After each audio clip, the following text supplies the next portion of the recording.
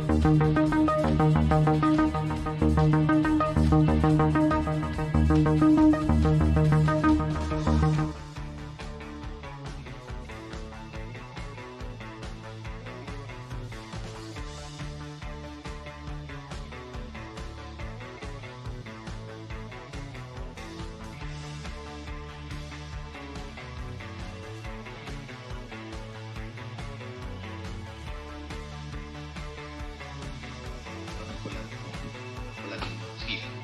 Si eso no lo entienden, va a ser bien difícil que después puedan utilizar herramientas o tecnologías a su favor.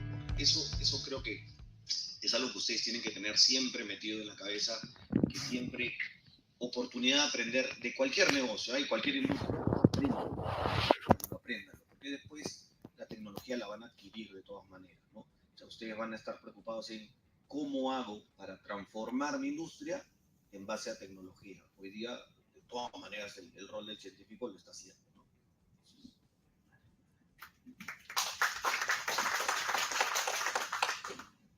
Ante todo, gracias por la invitación. Me presento, soy Mauro León. Prácticamente yo soy un arquitecto de datos que ha trabajado en múltiples consultoras enfocada desde la parte de ingeniería y luego 7 años en la parte de lo que es full datos. La transformación también pasó por mí. Como soy ingeniero de sistemas de profesión, he pasado como 7 años o 6 años en la parte de software, desde analista, desde líder técnico, trabajando con herramientas de IBM específicamente o de vendors específicos y hasta llegar a la parte de datos. ¿Sí? Entonces, dentro de mi rol también ha pasado varios proyectos referente tanto a datos, ingeniería, centralización, lo último que este último año, lo que es la IA generativa y otras necesidades. En lo que quiero aportar en esta pregunta es que, y complementando las ideas, es que hay 3 cosas que veo que han cambiado. Primero es el tema del el foco. Anteriormente, como mencionaron, si el data science hacía todo, de todo, pero ya no eres tú solo, es todo un equipo de data engineering, machine learning engineering, data scientist, analista de datos. Luego viene la parte, es solamente la parte horizontal, la parte vertical, tu gerente de TI, infraestructura, tú convives con todos. ¿Sí? Entonces, esa parte es como tener claro que no estás solo, tú convives y tienes que saber cómo comunicarte con tus otros roles. ¿Sí? Eso es muy vital. Lo segundo es la parte de lo que es la base, que es entender el negocio. Muchos de los proyectos que en su momento he liderado y también he hecho realidad, porque no solamente yo prácticamente hago la ejecución, hasta en un momento, así por anécdota, tuve que implementar toda una solución de data lake yo solo por un proyecto. Entonces, un punto muy base es el entendimiento del negocio. ¿Y con qué te apoyas? Con herramientas no nuevas, sino anteriores, como la parte de VPNs, entender el negocio, tener habilidades blandas para poder comunicarte con los usuarios. ¿Para qué? Para poder mapear, porque muchas veces no lo tienen todo organizado. Hay que realizar esa parte muy importante. Y a partir de esa base, uno ya comienza a transformar, ver oportunidades. ¿Sí? No solamente es la parte técnica, sino tiene que, primeramente, si no hay base, comenzar con esa base, con justamente todo, ya conocimientos anteriores. Y por último, es la parte, digamos, de la curiosidad. en este entorno, digamos, de data science, hay muchas tecnologías, están saliendo nuevos. Cada mes hay updates a las herramientas de Oliver de IA generativa. Entonces, el data science no solamente debe basarse o no solamente con la parte de que alguien te enseñe algo, ¿no? Las universidades o cualquier centro te enseña la base, pero uno mismo, con la curiosidad, debe poder, digamos, ver qué herramientas a qué herramientas o conocimientos debe tener, digamos, foco durante su carrera. ¿Sí? Eso es lo que quería aportar, digamos, para esta pregunta. Gracias. Muchas gracias por esos aportes súper interesantes. Esto me lleva a pensar, ¿no? Hemos hablado mucho de transformación y de la influencia. Entonces, en su experiencia, en lo que han visto durante este tiempo de transformación, hoy por hoy, digamos, ¿cómo han visto la evolución de la demanda de este tipo de perfiles? ¿Cómo está de repente? Es una bonita pregunta, ¿ya? Porque, a ver, probablemente ya desde mi experiencia, o sea, si me remito hace que, pues, 15 años yo era el que estaba en el proceso de selección postulando, ¿no? Entonces, pucha, y sí, pues era súper chévere porque postulabas a puestos como ingeniero de datos, analistas de BI, postulabas no necesariamente a un puesto de científico de datos, ¿no? Sabías que ibas a hacer algo de ciencia de datos, de este tipo de modelos, pero no era el puesto al que postulabas, ¿no? Entonces empezabas a hacer calidad, gobierno, back-office y varias cositas por el estilo. Claro, ya empezamos a trabajar en el tema y todo lo demás, pero yo, por ejemplo, en los últimos 10 años, a modo de experiencia, sí he visto una mayor demanda en temas de perfiles. Es más, yo mismo he demandado perfiles de este tipo, ¿ya? ¿Por qué? Porque ha habido una transformación tan grande donde, por ejemplo, ahora demandamos gente con experiencia ya.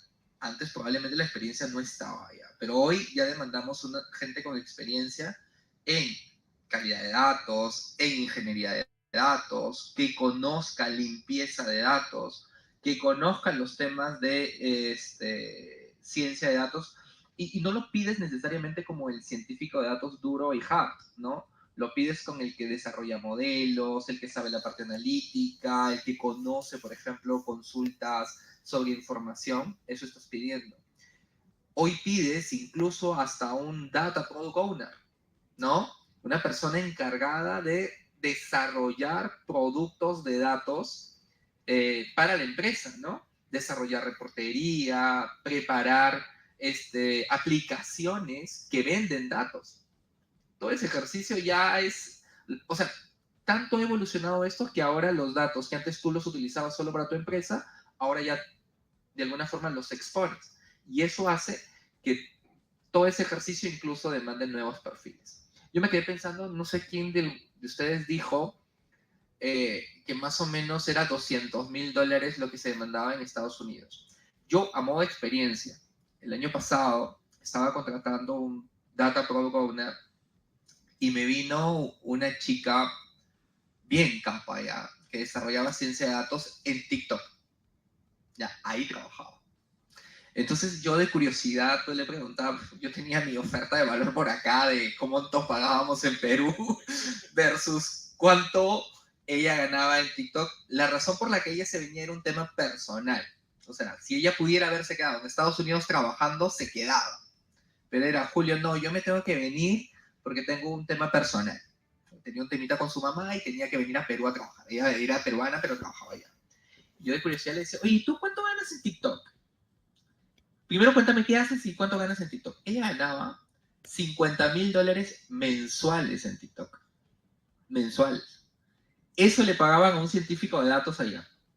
Y esta chica había estudiado acá en Perú, en una universidad peruana, que de alguna forma trabajaba en el tema y se había desarrollado en ciencia de datos. Dominaba muy bien el inglés, era capa desarrollando el producto de datos y trabajaba en una empresa súper potente en una de las del mercado. Pero imagínense cuánto gana un científico de datos. Hoy por hoy, probablemente, por diferencias de mercado y todo, no necesariamente ofrezcamos eso acá en Perú. Pero, por ejemplo, ya demandamos perfiles extranjeros. O sea, porque el mercado se ha saturado tanto que tenemos que salir a buscar afuera. Entonces creo que hay oportunidad para todos los que estamos sentados acá. ¿Sí?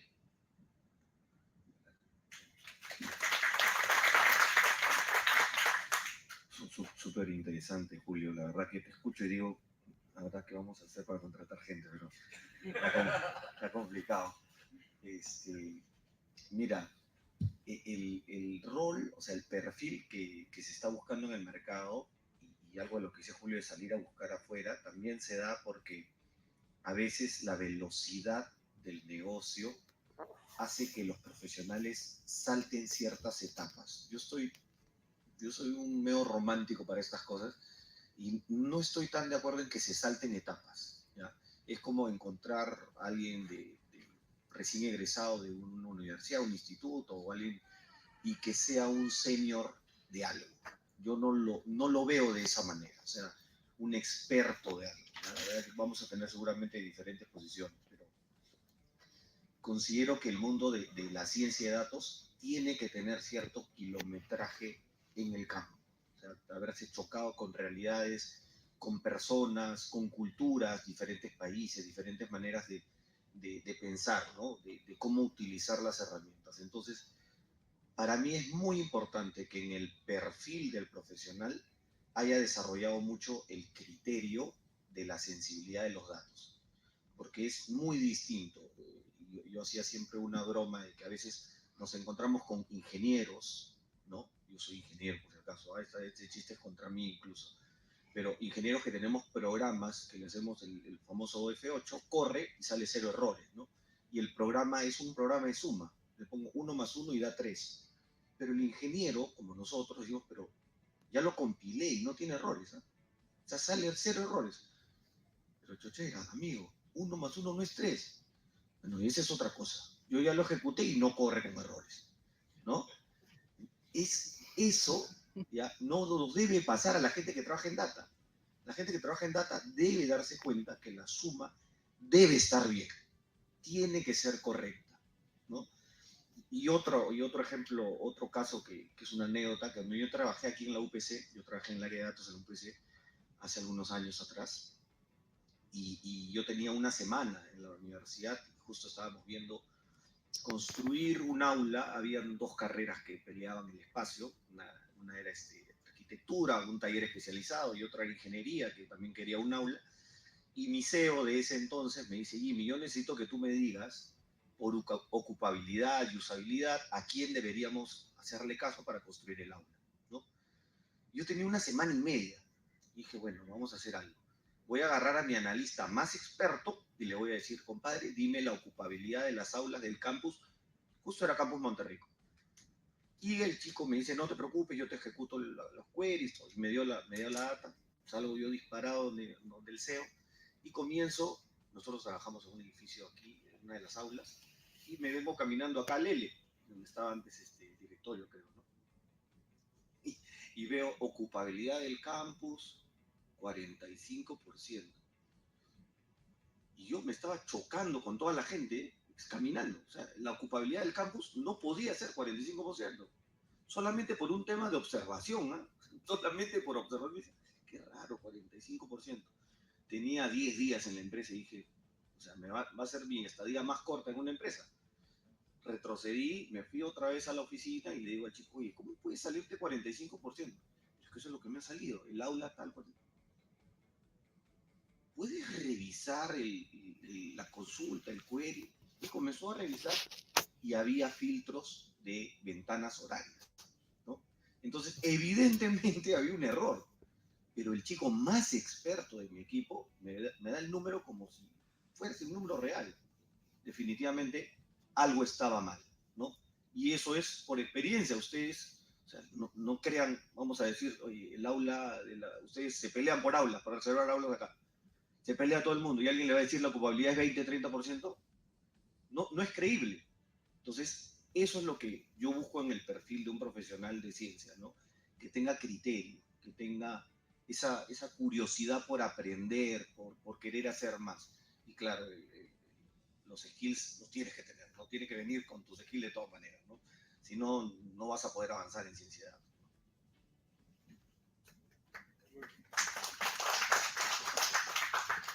Definitivamente la demanda ha crecido. En mi caso, que es lo más cercano que estoy viendo, es en el sector financiero ha crecido de manera exorbitante, pero en todos los sectores ha crecido. Piensen nada más un poquito en sus padres, en sus familiares, cómo eran ellos, se esforzaban por estudiar una carrera, pero conforme ha pasado el tiempo, les exigía el mercado competitivo laboral, que sepan inglés, les exigían que sepan algo de computer science, ¿no? Y ahora quieren que sepan casi todas las profesiones algo de data science. Ustedes son privilegiados, van a ser profesionales de data science, pero es así, la competitividad cada vez es mayor y tienen que estar, llamemos en un concepto, un factor que es sumamente importante, que es educación continua. No acaba cuando termina la profesión. Eso que he mencionado, curiosidad, eso que hay que quemar etapas, es educación continua y gestión de resiliencia. Van a tener que adaptarse al cambio y tienen que sobreponerse a esos cambios. Lo que uno estudia no es para siempre, en el sentido de uno sí el conocimiento es para siempre, pero siempre va a estar la tecnología y la ciencia avanzando. Y eso va a estar, llamemos, formando parte de todas las organizaciones. Entonces tienen que tener una mentalidad para poder, llamemos, crecer. O sea, factores importantes: educación continua, gestión de resiliencia, mentalidad de crecimiento. Eso acompaña para tener una carrera satisfactoria, profesional satisfactoria.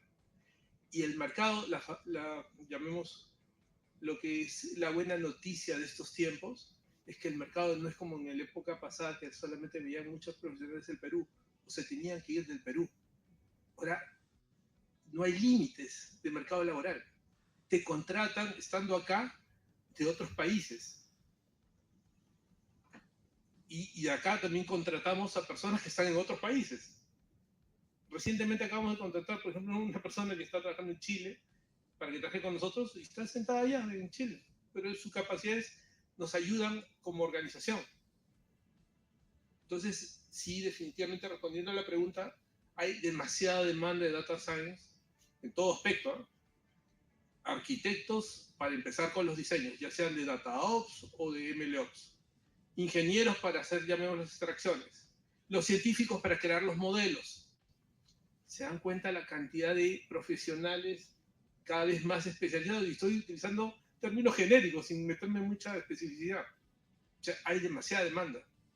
Por ejemplo, es óptimo para un gerente tener una persona, un profesional, para una posición que maneje otros idiomas, que evidentemente se maneje, llamemos, con herramientas y procesos, o sea, metodologías que ya son probadas internacionales para poder adaptarlas a las organizaciones.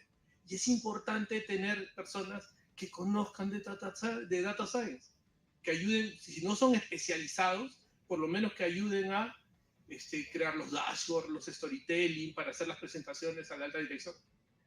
O sea, tienen, llamemos, bastantes desafíos, bastantes retos que en este mercado hay que aprovecharlos, ¿no? En estos tiempos. Gracias.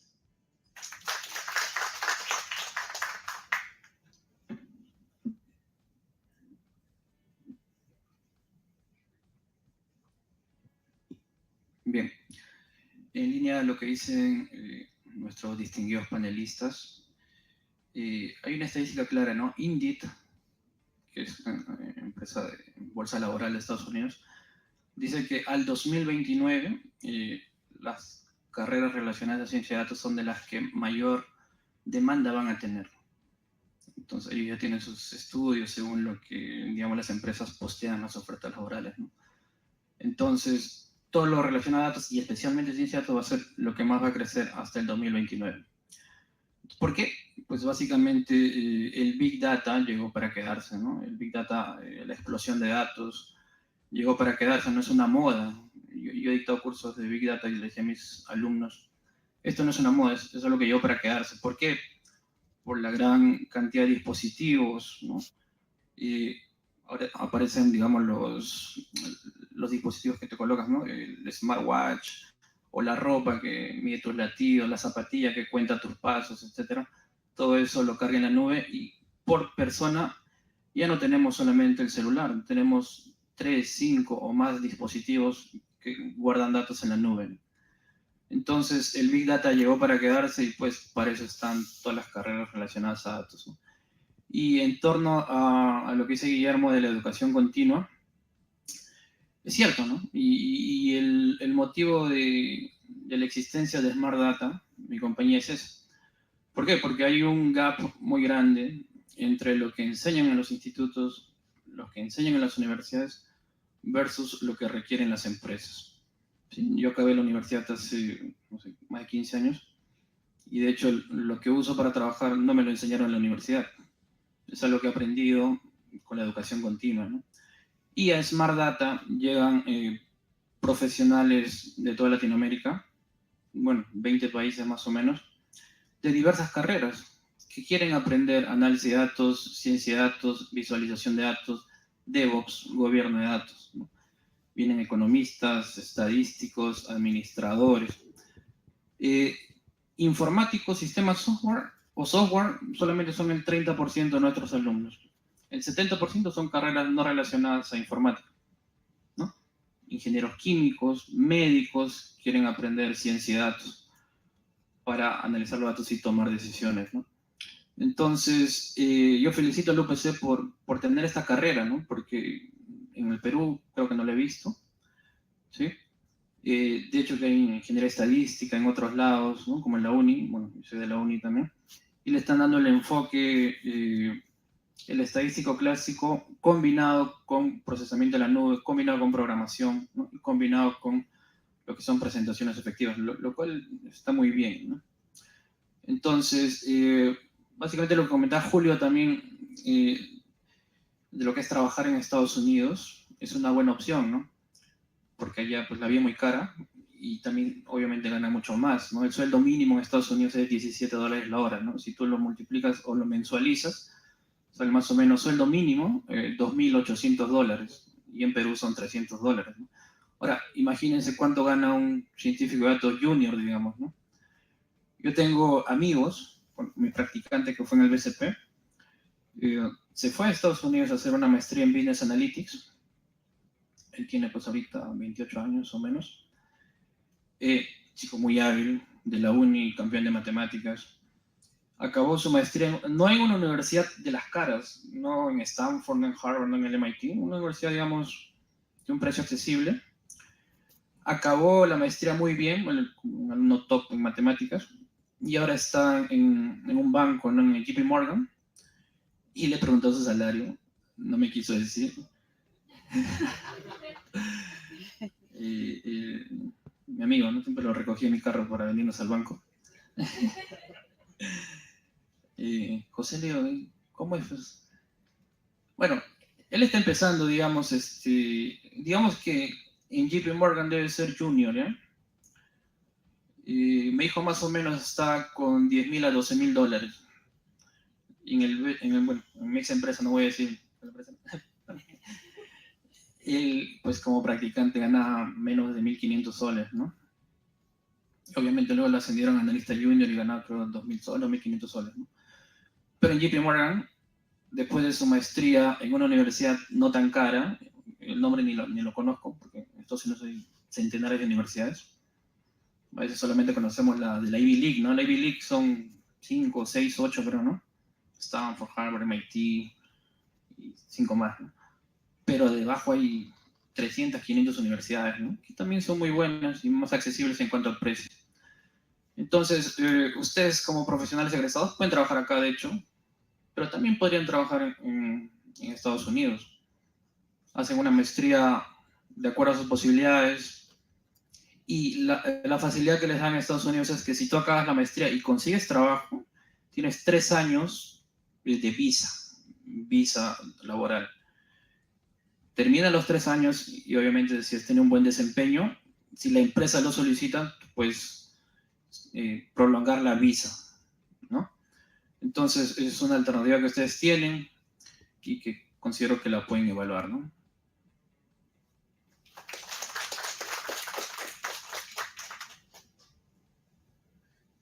Con respecto a la pregunta de la demanda, actualmente, bueno, sigo dentro de mis actividades, paso las entrevistas tanto de Data Science, Ingeniería y arquitectos. Y en línea con lo que he mencionado, es muy complicado obtener o captar roles senior, porque se esperan que muy aparte que sepa la herramienta, sepa mucho por los contextos del negocio, ¿no? Entonces, había momentos donde venía un perfil, un arquitecto que sí sabía la parte, digamos, de las herramientas, AWS, Azure o Cloudera, las N herramientas que pueden haber, pero le preguntaba, ¿has desarrollado un modelo? ¿Cuáles son los criterios a considerar para poder definirlos? No tenía esos criterios. Entonces, hay esas habilidades básicas que se necesita, que no te lo va a dar ninguna, te puede dar lineamientos a lo que te puedes enfrentar, pero la experiencia de haber implementado 1 o 2 proyectos ya te da justamente esos criterios. Entonces, eso es muy vital y concuerdo, no hay que saltar pasos. Es una línea. No se apresuren. Un proyecto, terminan un proyecto completo, todos los aristas, y de ahí pueden comenzar ya así de escala. ¿Sí? A veces cuando entrevisto, a veces cuando entro en la entrevista, primero me pasan el CV. Yo cuando me van el CV, reviso qué he hecho. Este proyecto, de un año, un mes al otro proyecto, después de un mes a otro proyecto, entonces al final veo las herramientas y al final no llega a entender el negocio. Y eso no debe pasar, ¿no? Por lo menos si uno va a comenzar la carrera de Data Science en una empresa, primero métanse en el negocio y eso no toma un mes o 2 meses, toma tiempo. ¿Sí? Entonces, eso en esa parte, pero también comentando con respecto a los perfiles que se van al exterior, va el hecho de que antes, muchos años atrás, pedíamos el unicornio como parte de reclutamiento. Pedíamos que sepa, digamos, de limpieza, la parte, digamos, de análisis, lo que hace el dashboard, lo que hace la parte ya del modelo. Pero afuera, en Europa, en Estados Unidos, lo tienen muy segmentado. Cada perfil tiene su propio rol, ¿no? Entonces, eso era atractivo porque al final yo también conversé con colegas que han trabajado en Estados Unidos y tienen esa perspectiva, que no, yo hago solamente el modelo y luego otro recurso, otro rol, continúa con el proceso. Y se enfocan, ¿no? Se especializan, ¿no? En cambio, acá a veces hay roles públicos que te piden todo.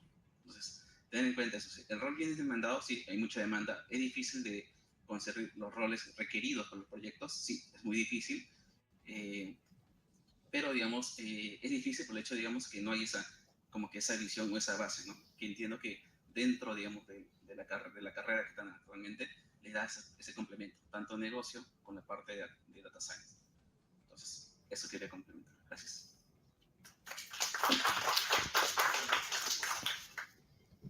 Muchas gracias por esas enriquecedoras respuestas. Continuando un poco en esta línea de las carreras, quizás podamos comenzar ahora por este lado.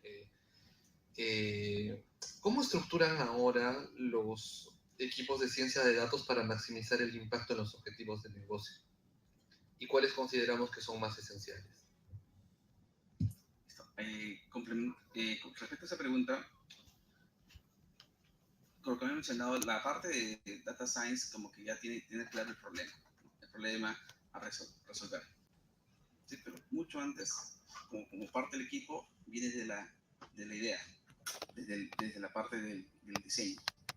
Y eso, un poco compartirles, digamos, como he visto los roles que participan un analista funcional, un product owner, para entender cuál es el negocio del área de usuarios, cuáles son sus principales valores. Pues hay una habilidad más, digamos, de metodología, donde entrevistas, donde uno consulta qué dolores tiene, porque a veces el área de negocio no conoce que como está en la parte operativa es su día a día, no veo oportunidades de negocio o no veo oportunidades de mejora.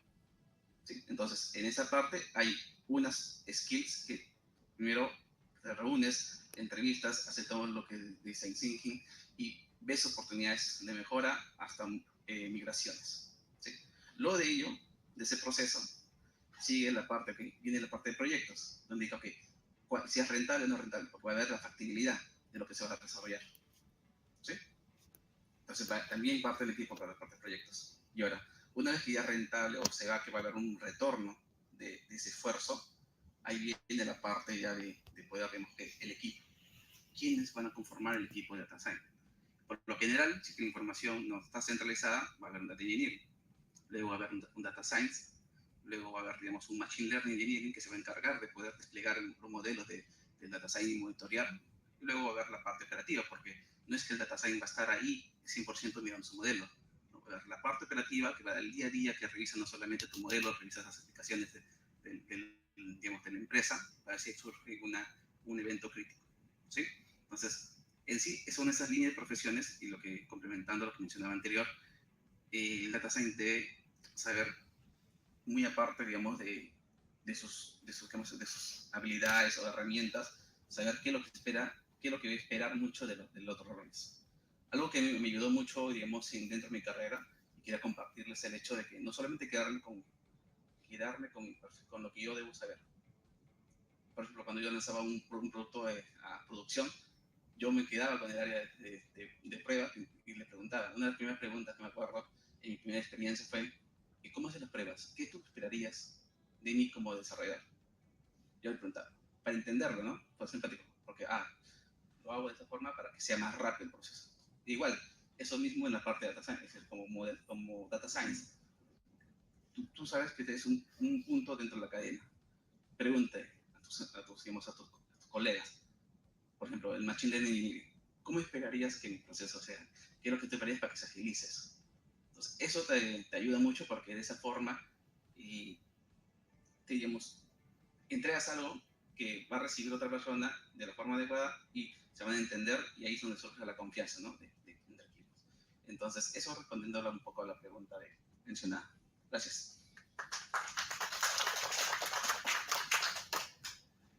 Bien, los proyectos de datos, bueno, de software también en la actualidad, en las empresas peruanas utilizan los frameworks ágiles, ¿no? Ya en los últimos 10 años probablemente.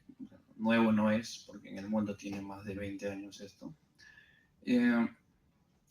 Estaba yo en San Francisco en la visita que hice la semana pasada en la Computer History Museum, y tenían unas gráficas muy interesantes, ¿no? Del modelo cascada de trabajo, la gestión de proyectos, y el modelo ágil, ¿no? Le tomé foto, pero bueno, por acá tengo la foto. Y es muy interesante, ¿no? De hecho, ya sabemos cuál es la diferencia. Los frameworks ágiles, pues, lo que hacen es la entrega continua de valor, ¿no? Entrega continua, en periodos cortos de tiempo, 4 semanas, 6 semanas, 8 semanas, con el PO siempre, que es el intermediario entre el negocio y el equipo, ¿no? Y la validación constante del usuario final, ¿no? De modo que no vamos a esperar 6 meses o un año para saber si el producto es bueno, ¿no? Sino todo el tiempo estamos con el usuario final diciendo, ¿no? Esto está bien, está mal, hay que mejorarlo, ¿no? Entonces, mejoras rápido, fallas rápido, corriges rápido, ¿sí? Entonces, ¿cuáles son los roles? Pues, para un proyecto de datos, ¿no? Tenemos, de hecho, en un proyecto de datos tenemos el Data Engineer, el Data Government, tenemos el Data Translator, ¿no? Cada uno tiene tareas específicas, ¿no? El Data Science, propiamente, luego el que hace el pase a producción, ¿no? Está muy sonado últimamente, que es el MLOps. El MLOps se encarga de desplegar el modelo a producción, generalmente en la nube, ¿no? Generalmente, digo, porque muchas empresas están en la nube y muchas empresas están saliendo de la nube, que también es un tema para otro debate probablemente, ¿no? Entonces, el MLOps hace el pase a producción, y luego viene lo que es el seguimiento del modelo, ¿no? Para ver si el modelo sigue calibrado, se ha descalibrado, se ha desviado, como se dice. Pueden haber eventos fortuitos que pueden desviar tu modelo, ¿no? Como una pequeña pandemia, ¿no? Una pequeña pandemia que desvió todos los modelos de ciencia de datos, ¿no? Y que requieren, pues, pronta corrección, pronta calibración, ¿sí? Entonces, dentro de los roles, pues, estos roles que menciono, hace 12 años Davenport decía que el científico de datos tiene que hacer todo eso, ¿no? Por eso le decía que era un unicornio. En la actualidad se han separado los roles, ¿no? Cada uno tiene una...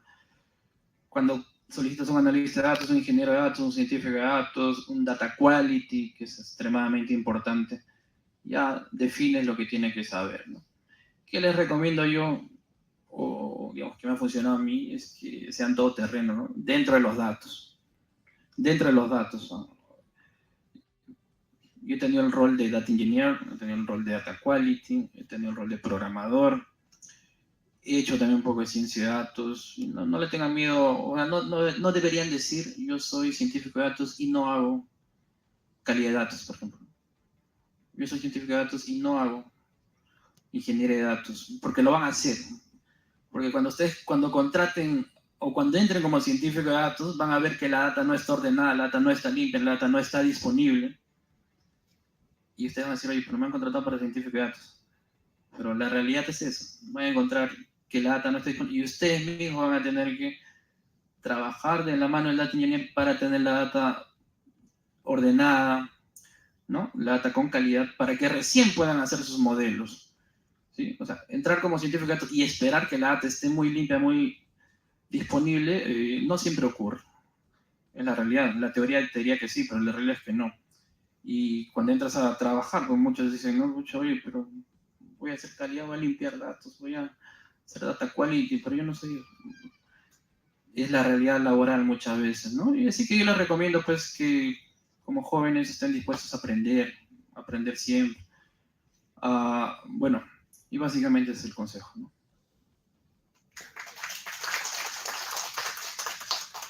Sí.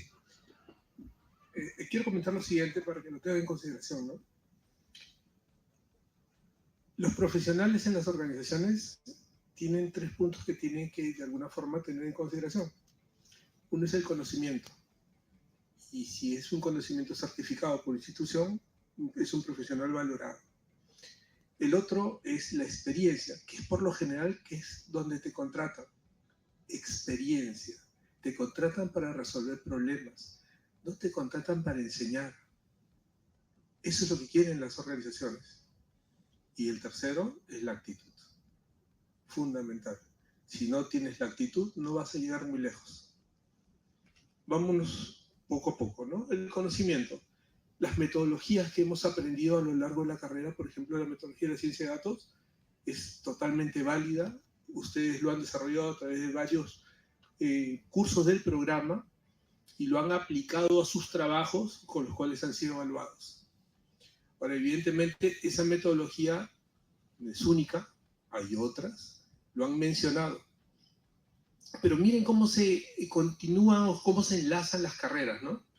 El computer science de estos tiempos utiliza gestión de la innovación, porque una organización que no tiene gestión de la innovación está destinada al fracaso. Los grandes incumbentes que no han metido innovación en sus organizaciones han salido del mercado. ¿Y qué significa meter innovación, no? Es trabajar con agilidad. Lo que se ha mencionado, Design Thinking para ver oportunidades de mejora, Lean Startup para validar, Scrum para implementar, y la entrega continua con DevOps. Y eso es Computer Science. Ahí tienen los datos, en las aplicaciones que hizo la gente de tecnología. Ustedes extraen los datos, y ahí empieza el trabajo de ustedes. Ahora se llama DataOps, para poder, llamemos, hacer la participación de los ingenieros, previo diseño de los arquitectos de datos, MLOps. Si es prescriptiva, también ponen DevOps. A eso aplícale que tienes que estructurar tus costos, FinOps. Ya están hablando de AIOps. ¿Qué significa todo esto? Que hay demasiada demanda para todo este mundo de Data Science. Una demanda que van a tener que ver cómo ustedes ganan esa experiencia que necesitan como profesionales. Van a entrar en empresas pequeñas, medianas, grandes. Si es muy grande, tienen un problema. Quiero trabajar en una empresa súper grande. Pero tu trabajo es muy especializado. Entonces no vas a aprender mucho, no vas a tener mucha experiencia. Mírenlo, el vaso cuando está por la mitad, unos lo ven medio vacío, otros lo ven medio lleno. Siempre entras a una empresa pequeña o una empresa mediana, vas a ganar demasiada experiencia. Que probablemente no la vas a capitalizar en esa empresa, la vas a capitalizar en otra. Pero lo más importante que tienen que llevarse es que tienen que ganar experiencia. Porque esos son los profesionales más demandados. ¿Se entiende? Y la experiencia quizás no la consigas a la primera en la más grande, probablemente la consigas en la pequeña, en la mediana. Y como dicen aquí los compañeros panelistas, no se resistan a que, bueno, les tocó data quality en la grande. Probablemente en la mediana o en la pequeña van a tener que hacer de todo. Sí se entiende, ¿no? Eso es. Gracias. Y háganlo bien. Sí, porque nos va a tocar rotar por diferentes roles, por diferentes perfiles, pero háganlo bien. Siempre llévense algo de cada perfil, siempre aprendan algo de cada perfil, ¿no? Yo siempre les decía a mis chicos en los equipos en que he podido trabajar, les decía, si ustedes son gente técnica, traten de que el negocio los desee, que el negocio los quiera jalar para estar en el área, por ejemplo, finanzas se lleva a un analista del equipo, riesgo se quiere llevar un analista del equipo, marketing se quiere llevar un analista del equipo. No para que sea su brazo técnico allá, sino porque ya realmente esa persona, ese rol, ya le va a agregar valor al negocio. Transfórmense en deseable. Y si están ustedes en el negocio, transfórmense en el respetado, porque aunque ustedes no lo crean, la capa de ingeniería, la capa más dura, cuando encuentren a una persona en el negocio que hable su mismo idioma y que además domine el negocio, lo van a mirar pero como un objeto totalmente deseado. Entonces, si están en el negocio o si están en las áreas técnicas, siempre traten de ser un perfil deseado para que los cambien de un lugar a otro sin ningún problema. Pero siempre háganlo bien. No cambien de rol hasta que ustedes ya tengan algo que se hayan aprendido o algo que hayan o que estén dejando, ¿no? Un poco trascender en cada rol que ustedes hagan, porque esto es continuo aprendizaje, como han dicho todos aquí, es continuo aprendizaje.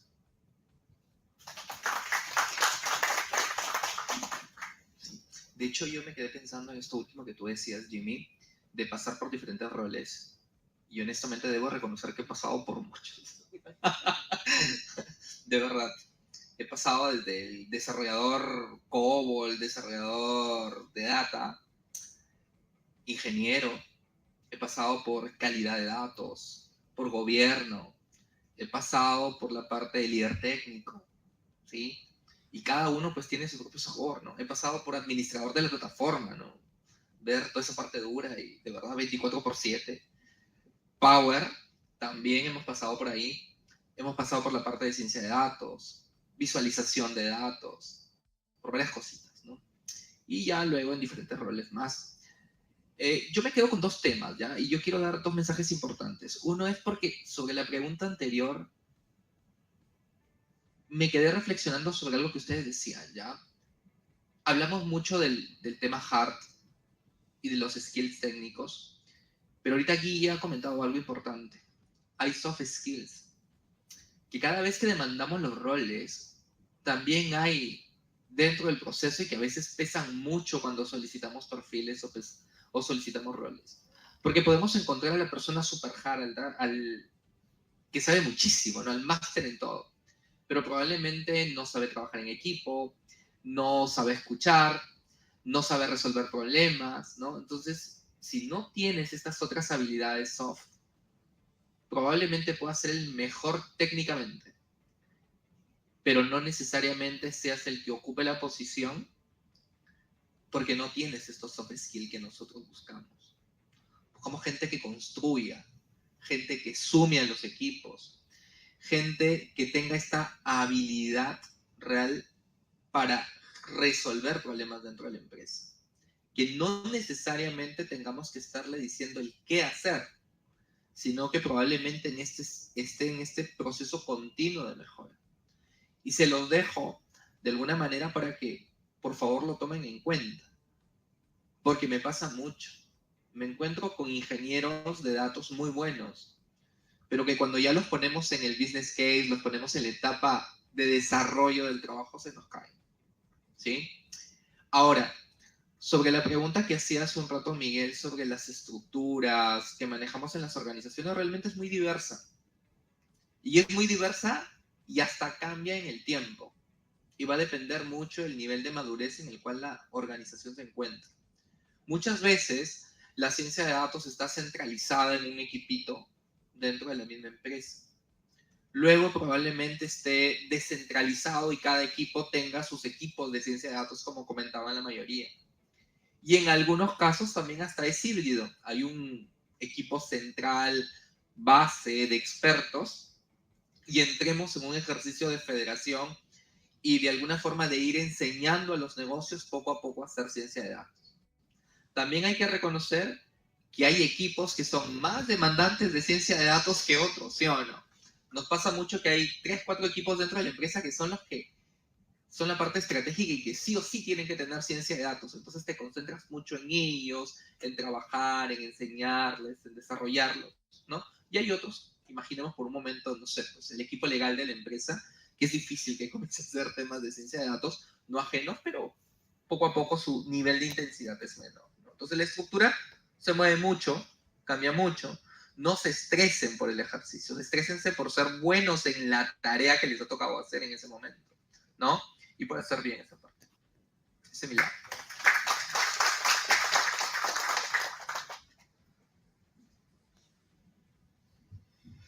Muchas gracias por esas respuestas muy enriquecedoras. Entrando un poquito más en el detalle de los perfiles,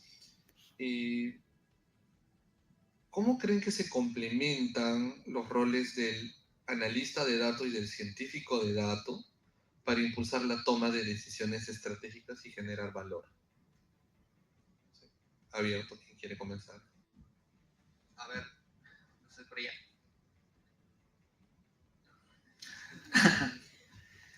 Bueno, los roles de analista de datos, por ejemplo, ¿no? Y no lo digo yo, lo dice Microsoft, el Data Analyst, se encarga de lo que es, me voy a acercar a lo que dice Microsoft. Básicamente se encarga de la reportería, del dashboarding, que se llama, ¿no?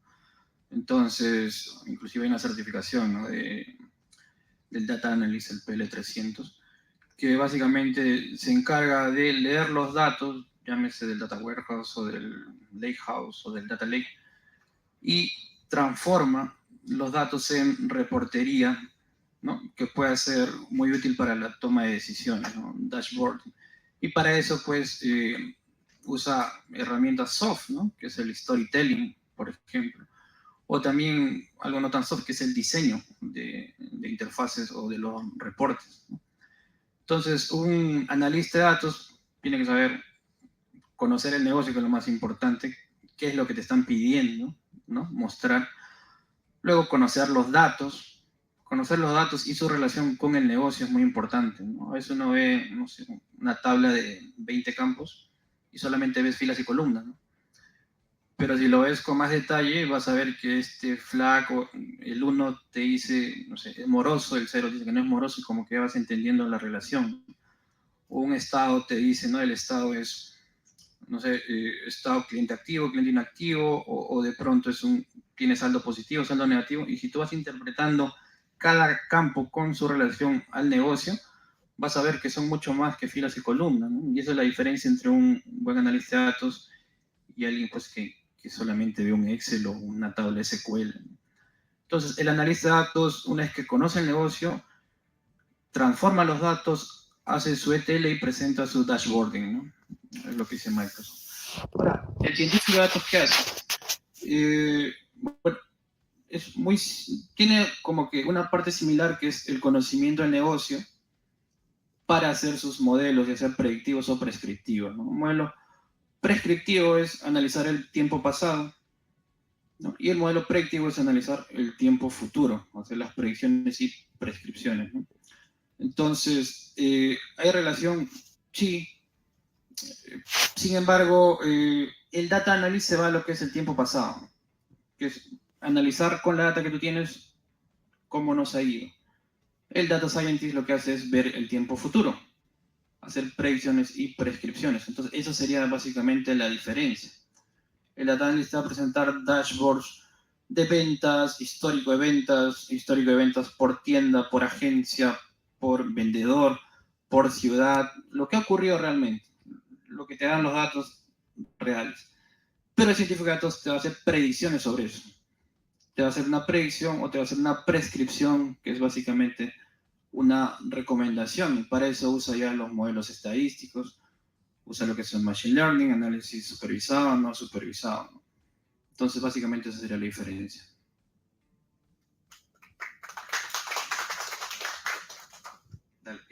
Respecto a los perfiles, sobre todo las cualidades, hay tanto soft como hard. Voy a indicar un poco, comenzar con la evolución. Un analista de datos, un data science y un machine engineering. Su evolución, como que el camino es, ahora último están surgiendo según McKinsey, los arquitectos de datos, los arquitectos de IA, arquitectos de LLM. Es su evolución. Ya lo que son analistas de negocio son arquitectos prácticamente de negocio. ¿Sí? Ese es en el mundo ideal. Correcto, es en el mundo ideal. Ahora, ¿qué es lo que sucede? Sucede que, por ejemplo, los roles de analista de datos, ¿cuáles son los skills muy diferenciadores? Primero, la parte de blandas, entender el negocio. Segundo, interpretar los datos, vincular los conceptos de negocio con los datos. Y eso es muy importante. Segundo, cómo presentar la información. Ver de qué forma, porque hay muchas herramientas, no todo es programa, no todo, digamos, es un pie gráfico, no. Hay diferentes formas de poder presentar la información, generar ese impacto. ¿Sí? Y la práctica es, por ejemplo, el storytelling, cómo lo presentas, ¿no? Entonces, esa habilidad es la que debe tener en el analista, enfocado a ello. Con solamente conocer la parte inicial de SQL, queries, suficiente, parte técnica, más son habilidades blandas, y entendimiento. Ese es el analista de datos. Un data engineering, muy aparte tiene que ser más la parte de tecnología, sobre todo las diferentes estrategias, consideraciones, herramientas, entre otros. Y no entender el negocio, pero no a tan profundidad como es un analista de datos, pero sí entender, ¿sí?, sus relaciones. Ahora, interpretar el valor, ese valor del por qué, va a depender mucho de los niveles de un ingeniero de datos, ¿no? Porque hay ingenieros de datos que sí se meten en la profundidad y cuando hacen temas de calidad o certificar su entregable, revisan ese detalle, ¿sí? Luego, el data science, sobre todo la parte de data science, debe entender mucho la parte de negocio porque va a resolver un problema de negocio a través de su modelo, ¿sí? Y ese modelo al final también el data science debe saber poder interpretar cómo los modelos deben, digamos, qué acciones podría tomar, ¿no? Recomienda al área de negocio. Ahora, últimamente también data science está también la parte estadística, porque cuando son modelos, por ejemplo, modelos en el área de riesgos, todo al final debe ser auditable. Es decir, ¿por qué yo le otorgo este crédito a persona A o persona B? No basta con decir que el modelo está constantemente listo, te devuelve a esa persona. Debes interpretarlo porque debe ser pasado auditado. Correcto. Entonces, debes saber a esa profundidad, los data science, a esa profundidad de poder interpretar los modelos. Ahora último, también hay librerías que son modelos interpretables, más fácil interpretables. Sí, porque a veces ha tocado situaciones donde sin data science que saben que hay un modelo supervisado, juegan con los parámetros, pero ¿qué significa colocar esos parámetros? Eso es importante para el data science, interpretarlo. ¿Sí? No basta solamente con el resultado. Y ya la parte de machine learning, que es también como que parte de uno de los roles, estoy agregando, sé que no forma parte de la pregunta, pero es de sus cualidades, es saber cómo el modelo trabaja, para que entienda el modelo de una forma, optimice el modelo, porque el data science está enfocado al resultado del modelo, pero prácticamente no en la mayoría de los casos no ve la optimización de su modelo. Tema de lenguaje, tema de buenas prácticas, tema que sea observable. Hay muchas buenas best practices en esa parte. Entonces, lo que hace de Machine Learning, toma el modelo, como normalmente lo recoge en Notebook, y lo hace, le da vida, poniéndolo en un servidor. Entonces, hay toda una práctica ya enfocada tanto de Data Science con temas, digamos, de ingeniería para lanzar, digamos, ese modelo. Entonces, cuando uno tiene una carrera de Data Science, y justamente viene a las reflexiones, puede ser que tienes dos caminos, no, tienes 3 caminos, bueno, 4, perdón. Puedes, si te interesa la parte de que es la interpretabilidad, la estadística, ok, Data Science para ti, netamente de científico de datos, ¿no? Pero si tienes esa habilidad, pero muy aparte tienes la parte técnica, te interesa la parte de lenguaje, software, todo, listo. Lo mejor perfil sería Machine Learning. Pero si tu fuerte, esa parte de negocio, puede ser la parte como analista de datos. ¿Sí? Y por último, el ingeniero de datos, cuando ya sabes del negocio, pero, digamos, manejas, te familiarizas más con la herramienta de datos, juntamente de Hadoop, entre otros, ok, ingeniero de datos. ¿Sí? Entonces, como Data Science tiene como que esos 4 abanicos de posibilidades, y de esos 4, ya los mencioné, arquitecto de datos, arquitecto de IA, entre otros. Sí, eso quería compartirles. Gracias. Ahora de repente, para complementar un poquito lo que estaban ya comentando nuestros panelistas, si nos pueden comentar cómo ven ustedes esta evolución de perfiles en el futuro, ¿qué nos espera en la ciencia de datos? Justo, tú comentaste algo, ¿no? Este tema de McKinsey, los arquitectos de inteligencia artificial y todo lo demás, ¿no? O sea, realmente que vemos nosotros ahorita como tendencia y lo que se está moviendo, ya pensando 2030 y algo, o sea, ese tema de la inteligencia artificial es lo más power que tenemos en mesa puesto, ¿no? O sea, prácticamente la evolución del científico de datos, de los análisis de datos, de la creación de datos y de todo esto que nos estamos hablando incluso, es por detrás soportado con inteligencia artificial, ¿sí? De hecho, hoy muchas de las cosas que ya venimos desarrollando y las capacidades que venimos teniendo dentro de las empresas, la mayoría están siendo reevaluadas para ver qué tanto la inteligencia artificial nos puede ayudar en todas estas líneas. De hecho, yo hace que pues 2 años, no, 2 años, estaba en Boston en un evento y a mi costado estaba un ingeniero de inteligencia artificial de Japón, ¿no? Yo le decía, oye, ¿cuánto tiempo tienes en este rol, tú en Japón?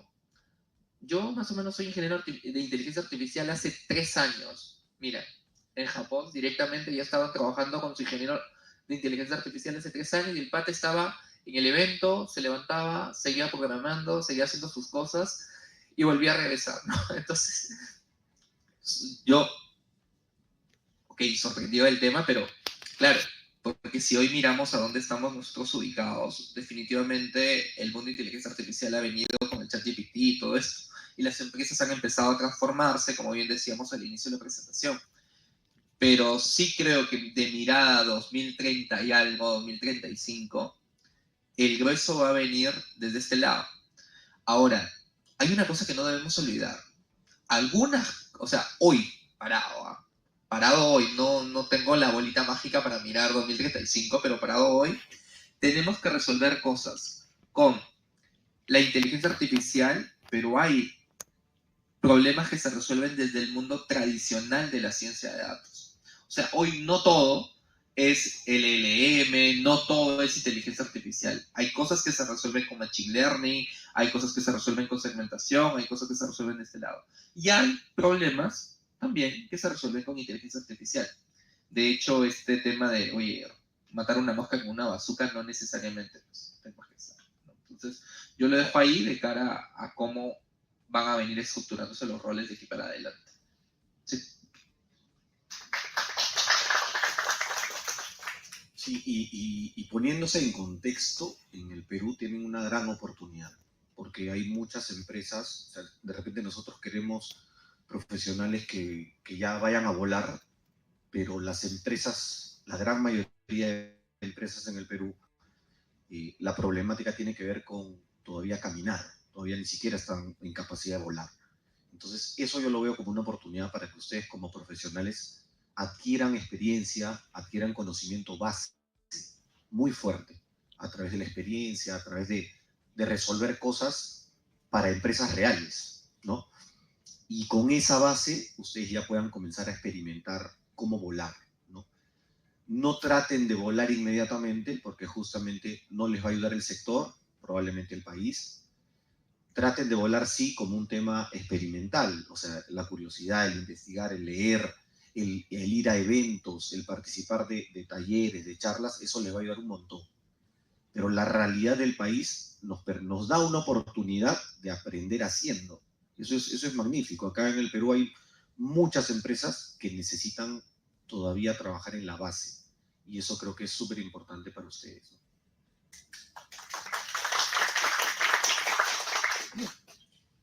A ver, quiero comentarles esto, llamemos basado en lo que he escuchado y un poco lo que conozco, ¿no? Ustedes han aprendido 4 tipos de enfoques analíticos. En el retrospectivo trabaja, como ya lo he mencionado antes, el analista de datos o descriptivo. Y saben que tienen que saber SQL, R, Python, estadística, sacar sus dashboards y saber storytelling para explicar eso. En los otros enfoques analíticos, que es el tiempo real, el predictivo y prescriptivo y el cognitivo, el científico de datos trabaja ahí, porque trata de resolver problemas mucho más complejos. Y para eso se apoya de Machine Learning, para crear los modelos y todo ese tipo de cosas. Pero me voy a ir un poquito más allá de eso que han aprendido. Este año, no sé si han escuchado hablar de este señor Eric Schmidt, ex CEO de Google, ha hecho un anuncio. Ha hecho un anuncio que tiene que ver con la inteligencia artificial que se viene para el 2025. En el enfoque, el tipo de enfoque analítico cognitivo, llamemos, evolucionó con la inteligencia artificial generativa. Y la inteligencia artificial generativa pertenece a un concepto llamado inteligencia artificial estrecha o narrow. Después vienen 2 más, la inteligencia artificial general y la inteligencia artificial o superinteligencia artificial. Miren dónde estamos hablando, porque aquí hicieron la pregunta, ¿cómo se viene el futuro? El futuro no está muy lejano, es el 2025, ya lo han anunciado. Cuando nosotros corremos en inteligencia artificial generativa algún prompt, el prompt nos devuelve un resultado.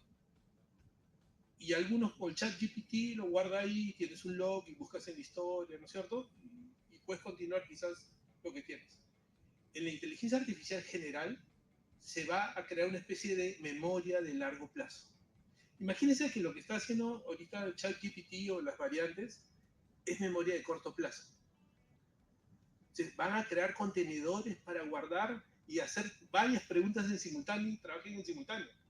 Es un paso súper avanzado. Y vas a poder crear asesores digitales usando inteligencia artificial general.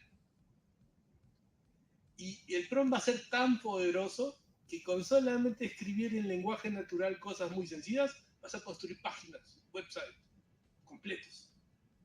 O sea, lo que se viene es un salto bastante grande. Pueden buscarlo en el YouTube y lo buscan y lo van a encontrar. ¿Ya? Pero, como han dicho acá, estamos en el Perú. Ustedes tienen que ganar experiencia. Lo que hagan, traten de hacerlo bien. No se salten pasos. O sea, no es que ya me dijeron que viene la inteligencia artificial general y me voy para allá. No. Tienen que ir paso a paso. Tener experiencia en todo. Conocimiento, experiencia. Y eso va a hacer de ustedes unos mejores profesionales. Gracias.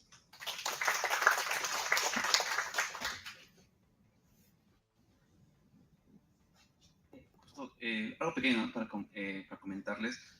Eso a medida del futuro, muchas veces, muchos de los productos que ahora lo vemos tiempo, nacen de un paper. Es decir, no sé si dentro de la carrera han leído papers sobre data science, entonces les animo a que sigan leyendo.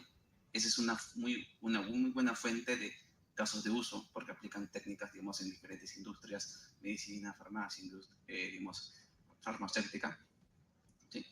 Pues hay nuevas herramientas, nuevos enfoques. Por ejemplo, Spark nació de un paper, Hadoop nació de un paper. Y de los últimos modelos también nacen, la mayoría nace de un paper. ¿Sí? Como inicio. Luego lo toma una empresa, lo pone fondos y lo centraliza y ya, producto.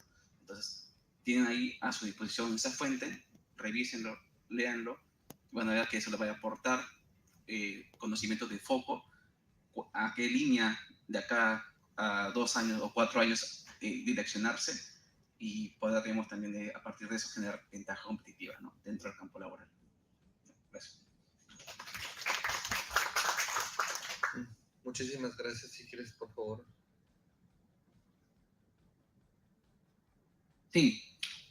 Bueno, el tema de la inteligencia artificial, como sabemos, no es algo nuevo, ¿no? tiene más de 50 años, ¿no? Lo que, por ejemplo, el 98, Deep Blue jugó una partida de ajedrez con Garry Kasparov y ya sabemos quién ganó, ¿no? Entonces, hay una inteligencia artificial tradicional y dentro de eso está el Machine Learning, el Deep Learning. Lo que está de moda, digamos, actualmente es la IA generativa, ¿no? En 2018 se fundó OpenAI por Sam Altman. ¿Sí? Y eso está trayendo bastante disrupción, ¿no? Entonces, la IA generativa, ¿qué puedes hacer? De hecho, lo que la mayoría conoce es crear imágenes, crear videos, o puedes crear canciones, ¿no? Con unos prompts nada más. Pero también puede ser tu copilot, ¿no? Tu copiloto de programación. Y Microsoft tiene un producto que es el Copilot. Y lo puedes hacer con ChatGPT, ¿no? Y como dice Guillermo, actualmente a ChatGPT ya le puedes pedir cosas, ¿no? Con un prompt le puedes decir que te haga una página web con un login, por ejemplo, y te entrega el código de HTML para hacer eso. Entonces, ¿cuál es la gran disrupción de la IA? Es básicamente que te va a ahorrar mucho tiempo de codificación, de código, ¿no? Entonces, ya lo decía Davenport en su artículo del 2022, ¿no? ¿Qué es lo que se viene en el futuro? Y él hablaba que en la actualidad va a coder un poco menos, porque en el 2022 ya estábamos hablando de ChatGPT, va a coder un poco menos y se va a requerir más pensamiento crítico, más análisis, más conocimiento de negocio. No van a dejar de codear, obviamente, pero sí van a coder un poco menos, ¿sí? Entonces, en Smart Data fuimos a una universidad a preguntarles a los alumnos, ¿no? Le dijimos, ¿crees que la IA te dejará sin trabajo? Fuimos a San Marcos, a la Facultad Industrial, y me agradó la respuesta, ¿no? Los chicos decían, no nos va a dejar sin trabajo, nos va a ayudar a potenciar nuestro trabajo, ¿no? Y eso va de la mano con lo que dice el mismo Sam Altman, ¿no? La IA no nos va a dejar sin trabajo. Lo que va a hacer es dejar sin trabajo a los que no saben IA, ¿sí? Entonces, tengas el rol que tengas, no solamente informático, tienes que saber IA para ser más eficiente, minimizar el tiempo de tu trabajo, ¿sí? Entonces, bueno, básicamente ese es el aporte que quiero dar.